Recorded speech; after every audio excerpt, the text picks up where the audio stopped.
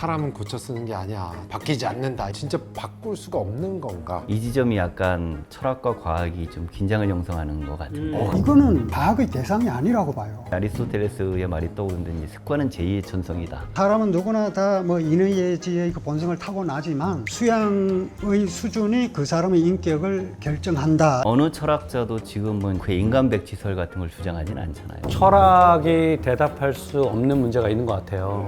각오하십시오.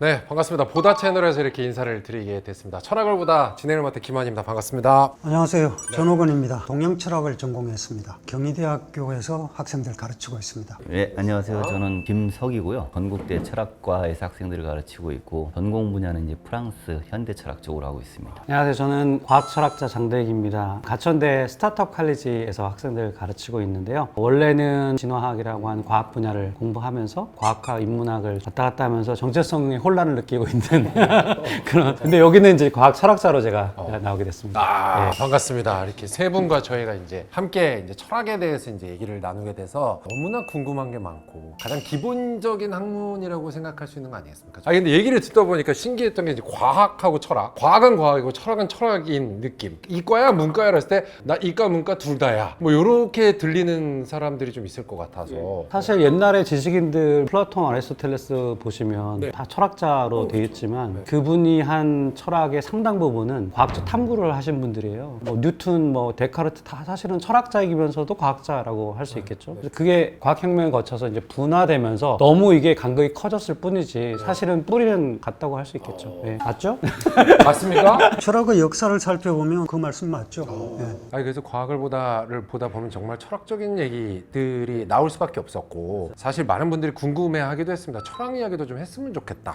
뭐 이래서 저희가 이렇게 또 모이게 됐는데 긴장도 조금 풀 겸 커뮤니티에서 논쟁이 됐던 문제를 한번 제가 드리도록 하겠습니다. 만약 계란말이와 계란찜 중에서 선택해야 된다면 어떤 거를 선택할 것인가? 무려 10만 명이 투표를 했는데요. 이게 50대 50입니다. 이걸 좀 철학적인 본질로 본다면 어떤 게 좀 더 가깝다고 볼 수 있을까요? 비슷한 질문이 꽤 많이 있었죠. 짜장면이냐 짬뽕이냐. 붕어빵을 거꾸로 먹냐 뒤로 먹냐? 그렇죠. 뭐 냉면 먹을 때 계란을 먼저 먹냐 계란을 나중에 먹냐. 그런 경우도 반반으로 나눠져서 치열하게 싸웠다고. 저는 오뎅과 관련해서는 똑같은 질문을 해서 굉장히 치열하게 싸웁니다. 예를 들어 이렇게 쭈구리가 있고요. 파가 있잖아요. 그거 몇 대 몇으로 드세요 혹시?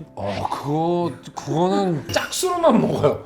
야. 좋은 수로 안 먹습니다. 거기에 꽃게 매운 게 들어갔냐, 그냥 간장 소스가 들어갔냐에 따라서도 횟수 제한이 있기 때문에 좀 많이 먹는 편이라서. 그러니까 이렇게 반응하시는 분들은 진짜로 오뎅을 사랑하시는 분이에요.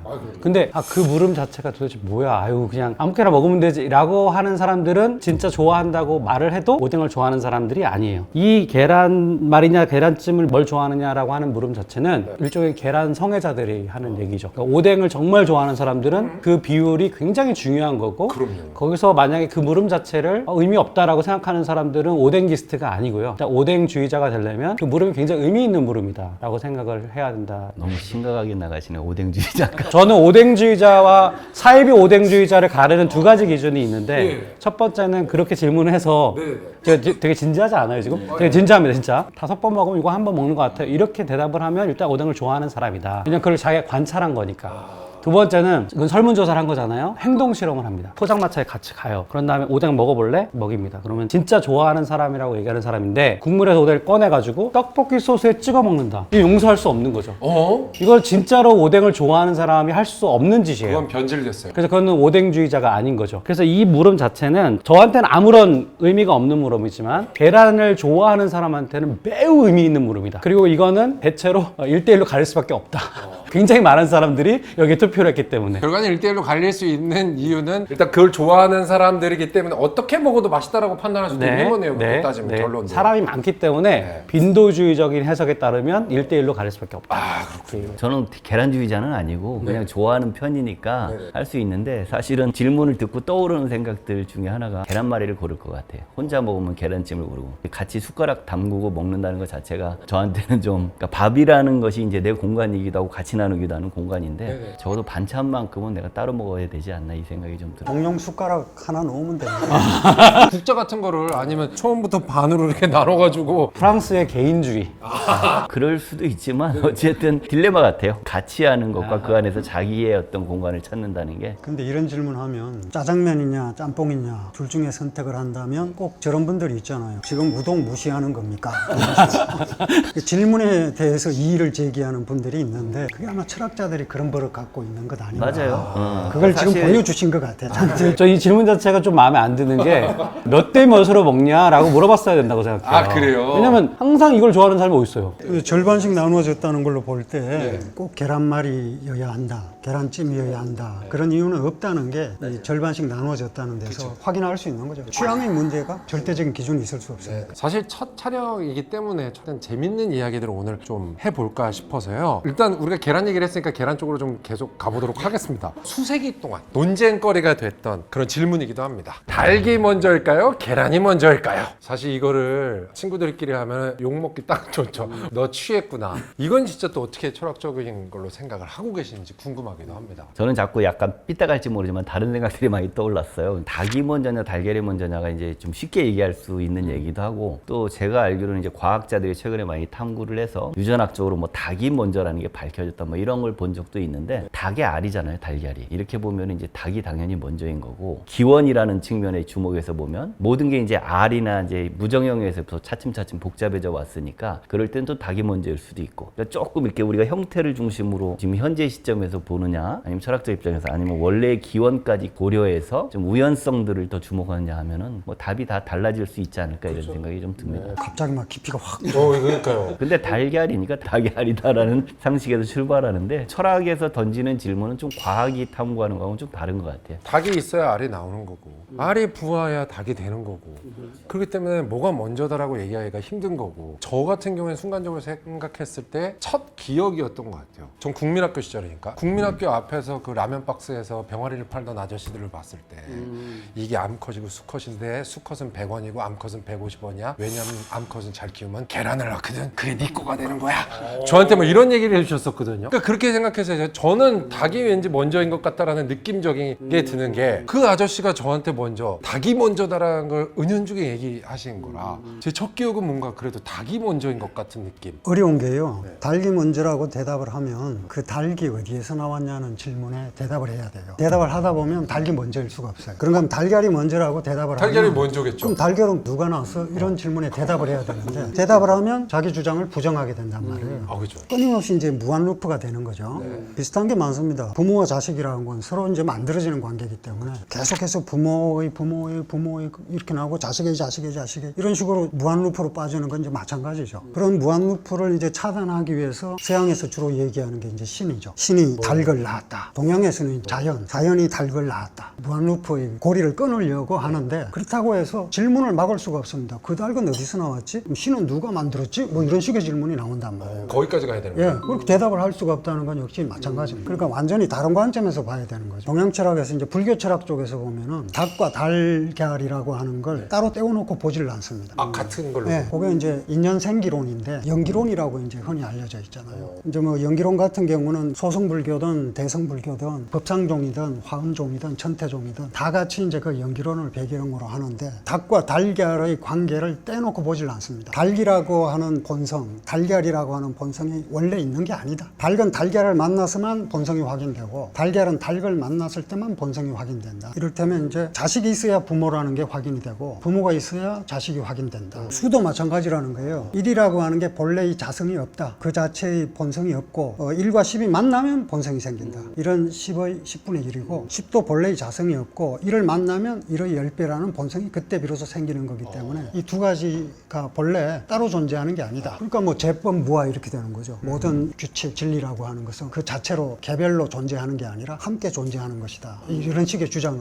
내놓는데 그건 이제 무한 루프에서 빠져나올 수 있는 관점이 되는 거죠. 동양 철학에서는 또 보는 관점이 이렇게 되는 거거든요. 말씀하신 대로 이제 프랑스의 이제 구조주의가 약간 두 가지 계열이 대립되는데 적대적인 대립이 있고 이렇게 같이 서로가 서로를 필요로 하는 대립이 있는데 닭과 달걀도 그런 것 같고 이 문제가 설명이 되려면 암컷이 먼저냐 수컷이 먼저냐 이 얘기도 돼야 될 것 같아요. 철학이 대답할 수 없는 문제가 있는 것 같아요. 진화는 이 문제에 대해서 명확한 대답이 있다고 생각하거든요. 생명의 시작부터 생각을 해보면 최초의 복제자라는 게 출현을 합니다. 천지개벽과 같은 사건일 거예요. 38억 년 전, 40억 년 전쯤에 최초의 지구에서 복제 시스템이 처음에 나오게 돼요. 아주 단순한 케미컬이지만 자기를 복제하는 시스템이죠. 그게 복제자고, 그게 복제하는 과정에서 에러를 발생시키고 변이가 생기고, 그 변이들이 환경에 어떤 놈은 더 복제를 더 잘하게 되고 그렇지 않게 되고 하는 일종의 자연 선택 과정이라는 것이 생기게 됩니다. 그때 진화가 들어오는 거거든요. 이게 이제 진화의 관점에서 생명의 탄생을 보는 건데, 결국 처음에는 일종의 개체라고 하는 거, 우리가 이게 다 개체잖아요. 개체라는 건 없었어요. 그냥 유전자 혹은 유전자 세트가 있었던 거죠. 그게 복제를 하는 과정에서 더 효율적인 복제 시스템을 만들기 위해서 세포도 만들고, 우리는 이제 다세포지만 다세포도 만들고, 다세포들이 어느 정도의 균형을 갖고 있는 하나의 응집된 개체를 만든 거예요. 그러면 순서가 명확하죠. 유전자서부터 시작해서 세포, 어떤 개체, 우리 같은 인간도 나온 거죠. 그 관점에서 보면 계란은 유전자 혹은 세포라고 볼 수 있고요. 사실 단세포죠. 수정란이 하나의 세포잖아요. 하나의 세포에서 발생 과정을 거쳐서 닭이 되는데, 그거의 최초의 시작을 보면 결국에는 알이 먼저 있었던 거죠. 유전자가 먼저 있었고, 그것이 발현되는 과정에서 뭔가 그걸 운반자라고 하는데, 운반자를 만들고, 그 운반자 중에 하나가 우리 같은 개체인 거죠. 그러니까 이건 순서가 있는 거예요. 그래서 이거를 진화 생물학에서 어떻게 표현하냐면, 닭이 알을 낳는다고 하지만 이건 개체 중심적인 생각이에요. 닭이 알을 낳아야지 알이 있어야 되는 거 아니야? 근데 알이 더 많은 자기 복제본을 만들기 위해서 닭이라는 알 낳는 기계를 만들었다고 생각해보세요. 알이 닭을 만든 거예요. 그렇게 되면. 그러니까 우리는 닭이 알을 만들었다고만 생각하니까 이게 계속 순환되는 논리가 되는 건데, 알이 닭을 만들었다고 생각하면 이 순환 루프가 깨지는 거죠. 순서가 있는 거죠. 언뜻 보면 철학적인 물음이지만 진화는 여기에 답을 했다고 생각해요. 이거는 저는 수도 프로블럼이라고 생각해요. 왜냐하면 결국에 운반자들을 만드는 과정에서 닭이라는 알 낳는 기계를 만들었기 때문이다. 이 문제는 해결됐다고 봅니다. 근데 이제 과학적인 대답이 가능하다. 그러면 철학에서 이제 분가를 하는 거죠.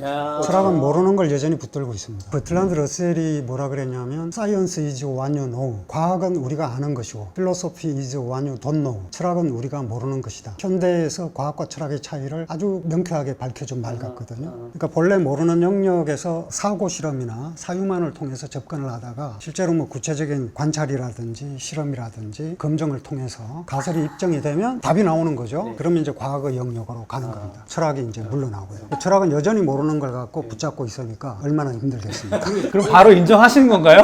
지금? 이제 그 부분에 대해서는 아마 진화론이나 생물학적인 영역에서 답을 찾을 수 있는 부분이 있다고 생각을 하는데, 닭과 달걀의 관계와 유사한 다른 질문들, 원인이 있고 결과가 있다고 할 때 그 원인이라고 하는 것 또한 현상이고, 그 현상은 또 다른 현상에 의해서 결과일도 하고, 계속 그런 식으로 연쇄적인 고리가 무한루프를 형성할 때 과학이라고 해서 답을 줄 수 있을 것인가, 이렇게 질문을 던지면 여전히 또 어려운 문제가 되겠죠. 아니 그러면 계속 모르는 것, 철학은 계속 그래서 알아가는 것이라고도 할 수 있는 거 아니겠습니까? 예, 그게 철학의 가장 중요한 그렇죠. 역할인 것 같습니다. 그러면 철학은 답이 있습니까? 계속 몰라. 또 모르니까 정답이 안 나와요. 우리의 그 알에 대한 욕구는 모르는 것을 향해 있는 것이지, 이미 아는 것을 다시 알려고 하지 않습니다. 하지 않죠. 예. 모르는 쪽으로 나가는 거죠. 네네. 그러면 오케이 됐어. 여기까지 됐으면 넌 안 거야. 답이야. 라고 얘기할 수 있는 거긴 없습니까? 없습니다. 계속 무지의 바다를 항해해서 계속 가는 겁니다. 계속 가는 겁니다. 예, 종착지 없어요. 기원을 이제 실증적으로 밝히는 게 과학의 영역이라면, 여전히 닭의 알이라는 말은 그냥 상식적인 얘기 같지만, 우리는 좀 개체 중심으로 닭과 연관해서, 뭐 타조 알과 닭의 알이 다르니까 그런 식으로 사고를 하다 보면 또 닭이라는 게 중요하고, 그게 어떤 게 정답이라기보다 어떤 새로운 것들을 질문을 통해서 보여주면 과학이나 다른 학문은 거기에 대해서 탐구를 한다라고 볼 수가 있는 거죠. 질문이 의미가 있는 거죠. 닭이 먼저일까요? 계란이 먼저일까요? 라는 가장 가벼운 질문에 심각하게 나갔어요. 아니 근데 이게 질문 자체는 의미가 있다라는 게 우리 철학을 보다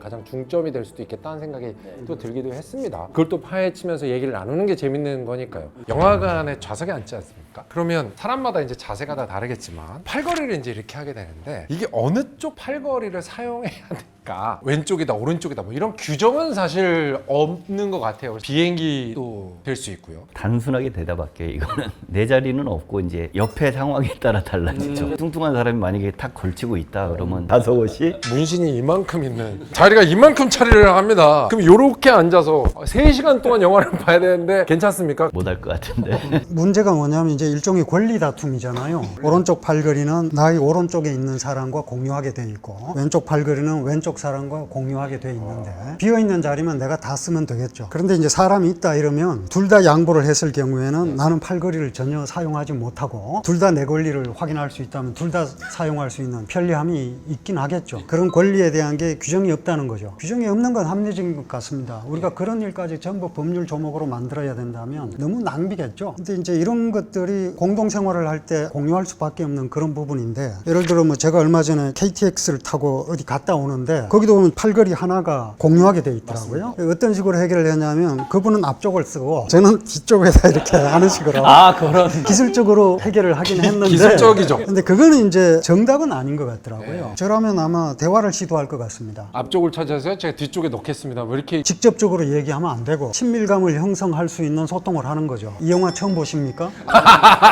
마지막에 쿠키가 있나요? 기차 같은 경우에는 어디까지 가시나요? 이렇게 친밀감을 형성하고 나면 자연스럽게 상대에 대한 배려가 무례하게 대하진 않거든요. 저절로 해결이 되겠죠. 그래서 그거를 철학에서는 컨벤셔널리즘이라고 해서 규약주의라고 하죠. 꼭 그렇게 해야 되는 건 아닌데 우리가 그냥 협약을 맺는 거예요. 서로 바깥쪽으로 예를 들어 팔을 하자. 그러면 가운데 있는 사람이 제일 좋은 거죠. 왜냐하면 맨 바깥쪽에 있는 사람은 자기가 여기가 비어 있으니까 사실은 바깥쪽을 자유롭게 쓸 수 있잖아요. 뭐 예를 들면 그런 식의 규정을 할 수도 있고요. 그러니까 이게 너무 복잡한 도로에서는 오히려 신호등보다 수신호로 하거나 이렇게 서로 사인을 주고 하거나 이런 것들이 필요할 때도 있고 어떤 경우는 진짜 금을 그어 놓을 때가 필요할 때가 있잖아요. 근데 정 교수님 말씀을 들으면서는 이거 되게 지혜로운 해결책이라는 생각이 들었어요. 이게 규약을 이렇게 딱 정하는 것보다는 우호적으로 서로 얘기를 해서 해결책을 찾는 방법, 더 빨리 갈 수 있는 방법이듯이 너무 오래 기다리거나 이럴 수가 있잖아요. 신호등을 만들어 놓으면 그런 방식의 어떤 지혜로운 해결책들도 필요하겠다라는 생각이 좀 드네요. 현대사회 문제를 어느 정도 보면 좀 압축하고 있다고 보여져요. 그렇죠.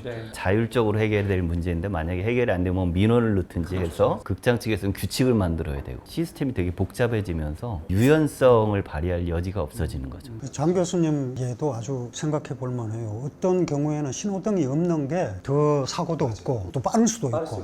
그래서 아직 로터리가 살아있는 곳들이 계속 있잖아요. 로터리가 훨씬 더 효율적인 공간이 있다라고 하더라고요. 그러니까 그런 거 보면 기본적인 융통성을 통해서도 충분히 가능하구나라는 걸 생각이 드니까 이게 뭔가 굉장히 공감대도 굉장히 좋기도 하면서도 정답이 나온 것 같지도 않은 미묘한 선상에서 계속 진행이 되고 있는 느낌입니다. 좋습니다. 너무 그래도 재밌는데요. 사람들은 왜 이제 주로 이제 승부를 가릴 때 가장 공평한 거로 가리자라고 얘기하면 이제 가위바위보입니다. 그죠? 이게 사실 가위바위보가 가장 공평하다라고 생각하는 게 이제 전 세계적인 것 같아요. 생각해보면 가위는 보를 이기지만 보는 자기보다 강한 바위를 이깁니다. 그래서 가위바위보 이 세 개 중에 가장 강하다고 생각하는 게 어떤 것인지. 원래 A가 B보다 크고 B가 C보다 크면은 A가 C보다 커야 되잖아요. 그쵸. 논리적인 이행성이라고 하죠. 논리서는 그럴 수밖에 없는 거죠. 근데 지금 이 논리는 이 가위바위보에 적용되지 않아요. 주먹이 가위를 이기지만 가위가 또 볼을 이기지만 주먹은 보한테 져요. 그러니까 이거는 우리 인생을 보여주는 것 같습니다. 인생이 하나의 스포츠 경기라고 치면 누구랑 해서 내가 이겨요. 근데 게임의 상대성이 있잖아요. 우리가 늘 누구를 이기는데 그 팀은 또 나한테 이기는 팀을 또 이겨요. 그런 경우도 있잖아요. 있죠. 상대적이잖아요. 항상 우리가 그래서 공은 둥굽니다. 어떻게 될지 모릅니다. 뭐 이렇게 얘기하는 건데 우리 인생이 약간 그런 것 같아요. 예를 들어 보면 우리는 약체가 강한 팀을 이길 수가 없는데 그 팀을 이기는 팀을 우리가 또 이길 수가 있단 말이에요. 우리가 하나의 어떤 기준을 가지고 이런 게임을 하다 보면 결국에는 줄서기가 되는 거예요. 이거를 이길 수 없잖아요. 이거를 이기잖아요. 이기죠. 근데 이거는 어떻게 해요? 이거를 감싸서 이길 수 있는 거잖아요. 결국에는 감쌀 수 있느냐 없느냐 이게 붙어서 누가 깨지느냐라고 하는 건 기준이 다른 거예요. 그러니까 기준이 다른 식으로 우리가 인생을 살면 사실은 항상 강자는 없는 거죠. 저는 이거에서 굉장히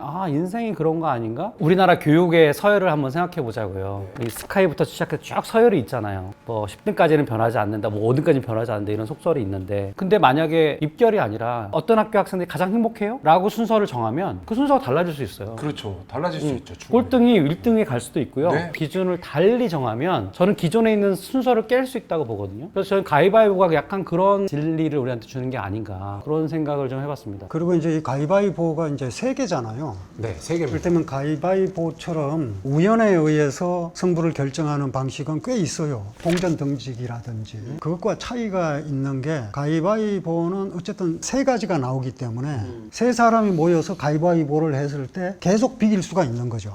동전 던지기는 비기기가 있을 수가 없잖아요. 그럼 앞면 아니면 뒷면이니까. 가위바위보에서 어떤 게 더 강하냐고 하는 건 사실은 그 자체의 규칙에 의해서 있을 수가 없는 거죠. 현실적으로 뭐 우리가 이게 가위바위보라고 하는 걸 어떤 신체적인 그 무기로 사용한다 이러면은 뭐 아마 격투기에서 이걸 갖고 싸우는 사람보다 주먹 갖고 싸우는 사람이 제일 많으니까 이게 제일 강하다고 하겠지만 조심하십시오 이거.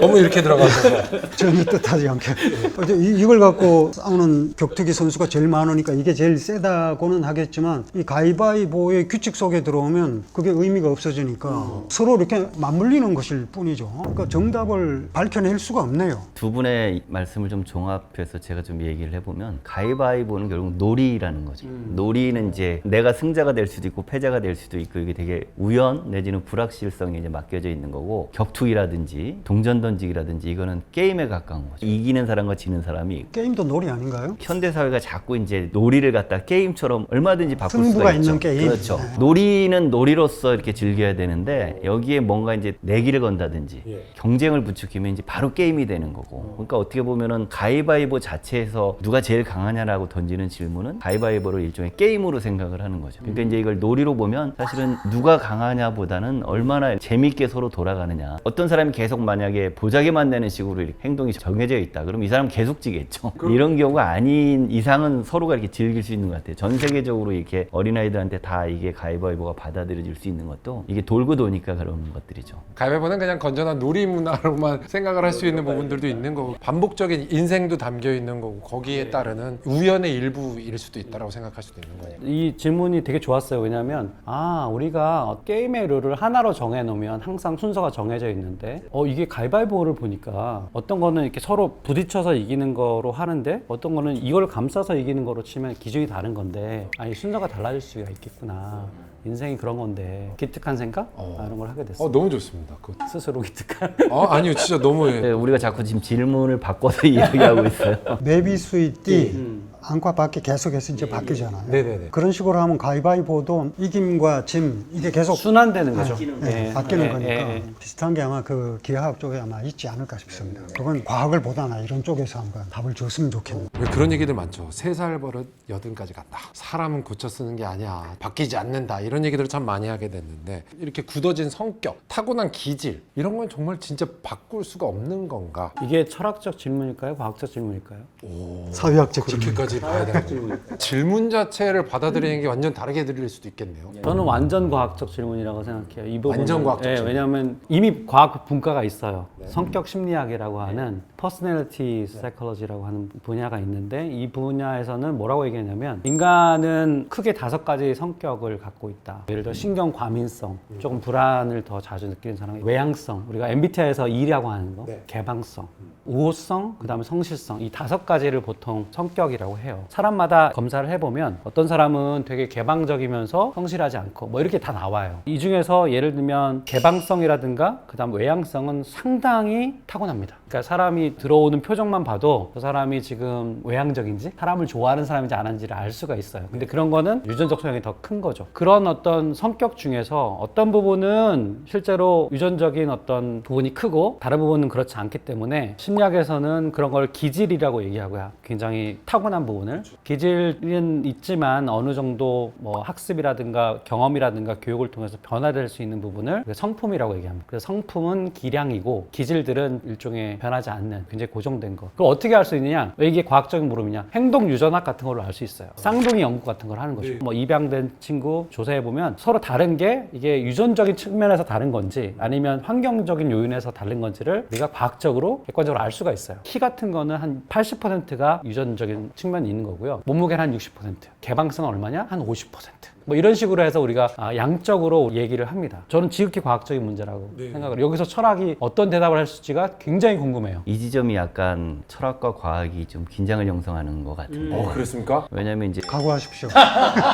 어떤 부분이죠? 상당히 과학은 어떻게 보면 이제 관찰이나 분석을 통해서 어떤 유형들을 갖다 분석을 하잖아요. 그리고 상당히 상식적으로 그게 일리가 있어요. 그런데 철학에서 이야기하는 거는 이제 인간은 좀 가능성을 가진 존재고 그 가능성에는 환경도 포함한 여러 가지가 있죠. 갑자기 이제 아리스토텔레스의 말이 떠오르는데 이제 습관은 제2의 천성이다. 제가 학생들한테 많은 하는 얘기도 좋은 습관을 들이면 성품도 바꿀 수 있다.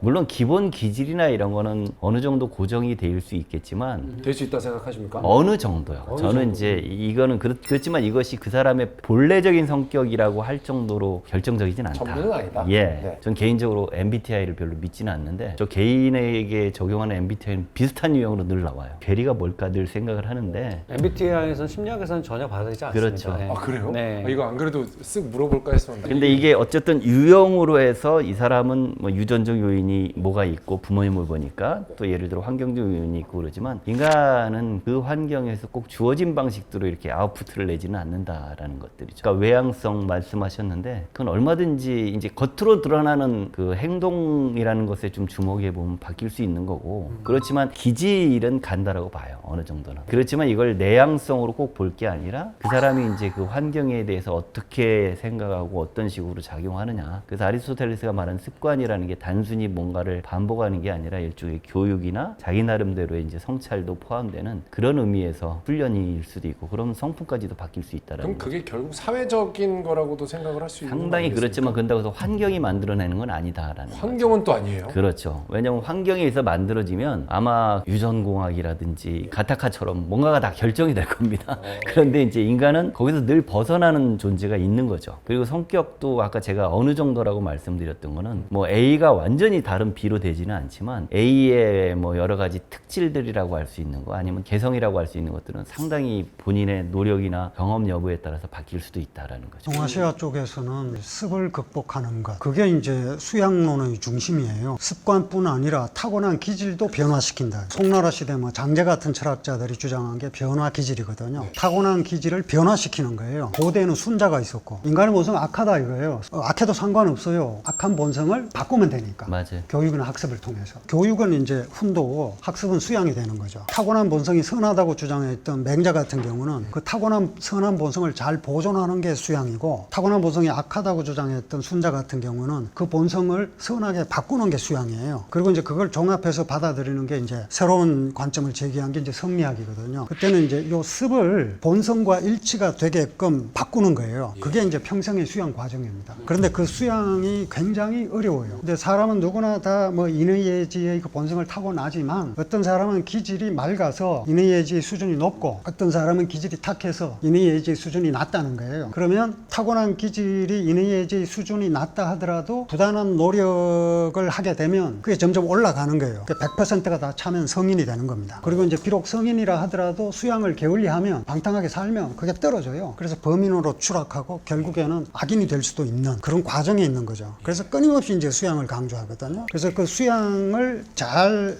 마친 사람이 훌륭한 인격이 됩니다. 비슷한 얘기를 불교에서도 하는데 이를테면 깨달음이라고 하는 것, 기존의 습을 바꾸는 거예요. 예를 들어서 이제 뭐 선불교의 육조 해능 같은 사람이 선불교의 사실은 실질적 창시자라고 해도 될 정도로 중흥조지만 창시자는 닮하고, 근데 이제 육조 해능이 원래 어떤 사람이었냐면 나무꾼이었어요. 아침에 일어나면 밥 먹고 산에 가서 나무하고 나무집어 내려와서 장작 패고 땔감으로 만들어서 시장에 가서 저작거리에서 팔고 돌아와서 저녁 먹고 자고 아침에 되면 다시 산에 가서 나무하고 이런 식으로 끝없이 습을 반복하는 겁니다. 그런데 어느 날 저작거리에 갔다가 어떤 사람이 금강경을 암송하는 송독 소리를 듣고 깨달아 버려요. 그리고는 다시는 그 습을 반복하지 않습니다.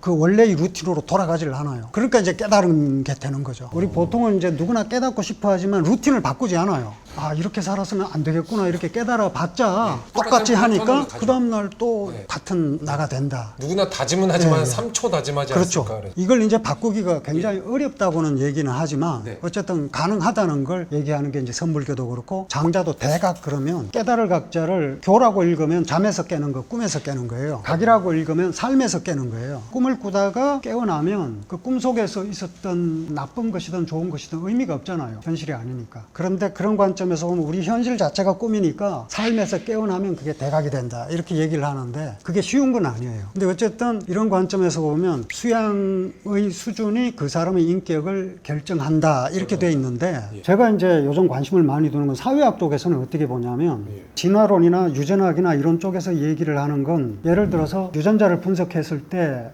이 개체 생물체가 키가 얼마 정도 클 것이다. 어떤 질환을 일으킬 가능성이 있다. 이런 생물학적인 성질은 유전자 분석을 통해서 밝혀낼 수 있을지 몰라도 이 사람이 착한 성품을 가졌다. 외향적이다, 내향적이다. 이거는 과학의 대상이 아니라고 봐요. 왜냐하면 그런 것들은 자연에서 발견할 수 있는 게 아니고 인간이 만들어낸 개념들이거든요. 설마 인간이 개념으로 만들어낸 것들이 유전자 안에 있을 리가 없지 않습니까? 유전자 안에서 밝혀낼 수 있는 게 아주 정확하다 하더라도 생물학적인 정보가 정확한 것이지 그게 우리가 인간이 공동생활을 하면서 만들어낸 도덕 규범이나 사랑도 무슨 짝짓기로 보면 그게 가능하긴 할 텐데 인간의 규범이나 어떤 도덕이나 종교나 이런 것들이 유전 정보 안에 들어있다고 말하기는 어렵지 않을까. 이게 일단 생각이고요. 그리고 이제 사회학자들은 어떤 개인의 수양과도 상관이 별로 많지 않다고 봐요. 피에르 부르디에 같은 사람은 이제 그 습을 아비투스라고 그러잖아요. 아비투스. 아비투스가 이제 습이잖아요. 그게 습관인데 환경의 영향이라는 거예요. 그 점은 순자하고 비슷한데 저런 게 있어요. 옛날에 루이스 오스칸가 인류학자든가 그래요. 가난한 사람들의 가난 문화 이런 말이 있습니다. 그분이 이제 빈민가를 연구했더니 가난한 사람들은 공통된 특징이 있어요. 이 말을 논리적으로 잘 못하고 대체로 폭력에 의존하는 경우가 많고 알코올 중독이 많고 안 좋은 건 다 갖고 있는 거예요. 그걸 일종의 가난 문화라고 했는데 예를 들어 피에르 부르디에 같은 사회학자가 그걸 바라보면 그 원인이 어디에 있느냐 폭력을 좋아하고 술을 자주 마시기 때문에 가난해진 게 아니고 가난하기 때문에 그렇다는 거예요. 그게 이제 사회학적 관점이라는 거예요. 저 조금 반론을 해도 될까요? 예. 물론 유전자와 그 환경에는 뭐 교육, 물리적 환경 또 사회적인 환경 다 들어가 있죠. 유전자와 환경이 상호작용을 해서 결국 우리가 어떤 행동을 하고 우리가 어떤 이런 생각의 패턴을 만들어내고 하거든요. 그 부분에 있어서는 아무도 부인하지 않아요. 어떤 학자들도 당연히 상호작용하는 거예요. 근데 이게 왜 제가 과학적인 물음이라고 얘기를 하는 거냐면 그럼 얼마만큼 유전자가 거기에 영향을 주는데 그렇죠. 예. 어떻게 영향을 주는데 결국 우리가 유전자가 발현을 해서 어떤 단백질이 만들어지고 단백질이 만들어지는 그 과정이 결국에 행동을 컨트롤하는 굉장히 복잡한 경로에 영향을 주거든요. 그 유전자를 갖고 있기 때문에 어떤 일이 발생하는 것보다는 일종의 유전자도 네트워크를 형성해서 그런 유전자들이 있을 때 어떤 행동을 할 확률이 높은 거예요.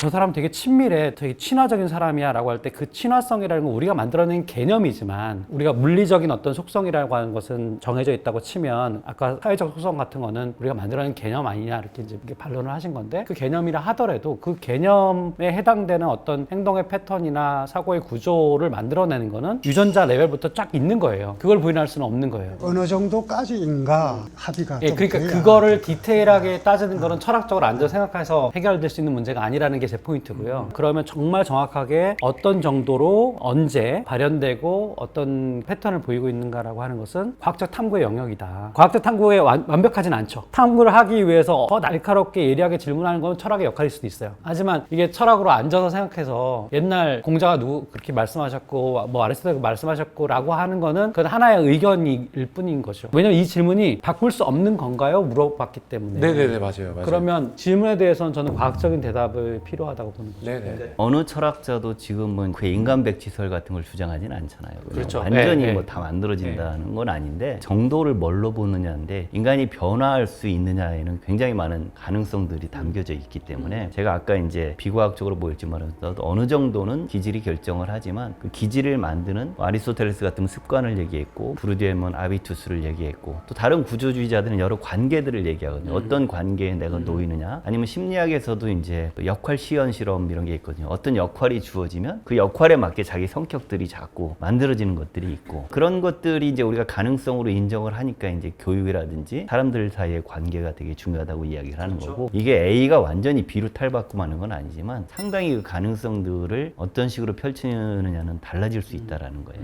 어떤 속성을 얼마만큼 그렇죠. 변화시킬 수 있는가는 다 다르다는 거예요. 다 다르다는 예, 거죠. 변하지 않는 기질도 있고 변할 수 있는 성품도 있는 거고.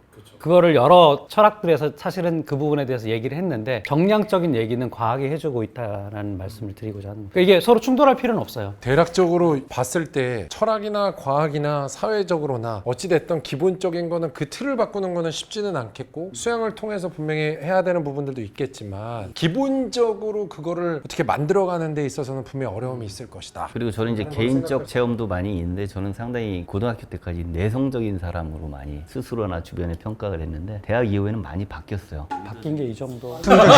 근데 죄송한데 다시 돌아오신 것 같은 느낌이 드는데 그건 아닙니까?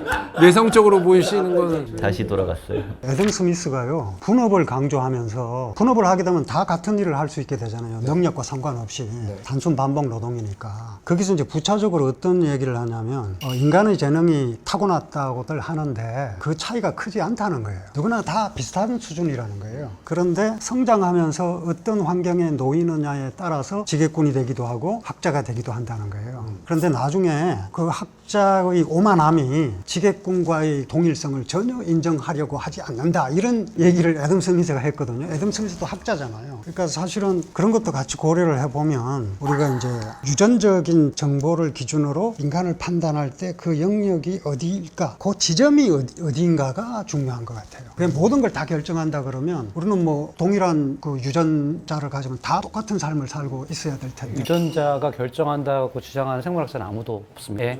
예, 질병 정도 정말 결정하는 게 있긴 하고요. 네네네. 예, 더 훨씬 더 복잡하죠. 복잡하죠. 네. 만약에 근데 진짜 바뀌지 않았다면 이 질문 자체도 나오지 않았겠죠. 그냥 유전적으로 100%다. 교육도 필요 없어요. 그거 필요 없어요. 그냥 얘는 이렇게 태어나니까 이렇게 살면 돼. 그래서 저희가 이런 거에 대한 얘기를 끊임없이 오늘도 한 거 아닌가. 첫 회로서 저희가 함께 얘기를 나눠봤는데 저도 사실 계속 뭐 여쭤보고 물어보면서 굉장히 계속 물음표가 남으면서도 질문을 막 던지고 싶은 것들이 끊임없이 넘치거든요. 막 하시면 되죠 뭐. 그냥 해도 됩니까? 아까 MBTI부터 다시 시작해서 끝이 나지 않을 것 같아서 이게 완벽한 정답은 없는데 깨우치면 계속해서 뭔가 나한테 던져주는 그 메시지는 확실히 있는 것 같아서 그게 철학을 보다죠. 그게 철학을 보다일 것 같습니다. 그래서 아마 보시는 분들도 계속 끊임없는 질문을 통해서 자신을 성찰할 수 있고 얻어가기 위해서 계속 함께 하실 것 같아서 저뿐만이 아니라 궁금한 철학 질문들을 댓글로 남겨주시면 여기 계신 또 교수님들과 함께 얘기를 나눠보도록 할 테니까 많은 멘트 부탁드리겠습니다. 엉뚱한 질문들이 많았지만 재미있었습니다. 아, 재밌었습니까? 재밌었는데 어렵기도 하고 되게 이 시간만큼 되게 소중했던 건 확실한 것 같아요. 예. 이런 얘기들을 어디 가서 또 이렇게 심도 있게 또 얘기를 나눠보겠습니까? 자, 좋습니다. 저희 또 2회에 더 다양한 주제들로 또 찾아뵙도록 하겠습니다. 함께해서 감사합니다. 네, 고맙습니다. 재밌었습니다.